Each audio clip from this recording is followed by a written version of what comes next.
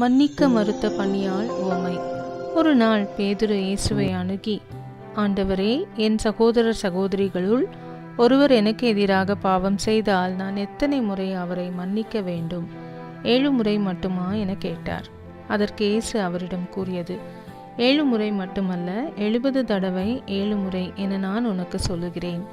விண்ணரசை பின்வரும் நிகழ்ச்சிக்கு ஒப்பிடலாம். ஓர் அரசர் தம் பணியாளர்களிடம் கணக்கு கேட்க விரும்பினார். அவர் கணக்கு பார்க்க தொடங்கிய போது அவரிடம் 10,000 தாலந்து கடன்பட்ட ஒருவனை கொண்டு வந்தனர்.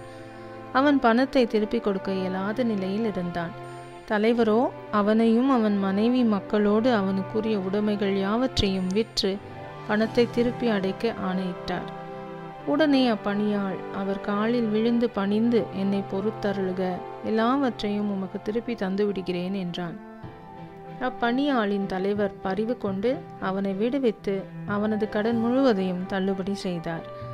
ஆனால் அப்பணியாள் வெளியே சென்றதும் தன்னிடம் 100 தெனாரியம் கடன் பட்டிருந்த உடன்பணியாளர் ஒருவரை கண்டு, நீ பட்ட கடனை திருப்பித்தா என கூறி அவரை பிடித்து கழுத்தை நெரித்தான். உடனே அவனுடைய உடன்பணியாளர் காலில் விழுந்து, என்னை பொறுத்தருளுக, நான் திருப்பி கொடுத்து விடுகிறேன் என்று அவனை கெஞ்சி கேட்டார். ஆனால் அவன் அதற்கு இசையாது கடனை திருப்பி அடைக்கும் வரை அவரை சிறையில் அடைத்தான். அவனுடைய உடல் பணியாளர்கள் நடந்ததை கண்டபோது மிகவும் வருந்தி தலைவரிடம் போய் நடந்தவற்றை எல்லாம் விளக்கி கூறினார்கள்.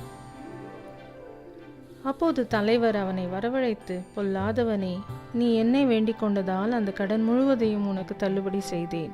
நான் உனக்கு இரக்கம் காட்டியது போல நீயும் உன் உடன்பணியாளருக்கு இரக்கம் காட்டியிருக்க வேண்டும் அல்லவா என்று கேட்டார். அத்தலைவர் சினம் கொண்டவராய் அனைத்து கடனையும் அவன் அடைக்கும் வரை அவனை வதைப்போரிடம் ஒப்படைத்தார்.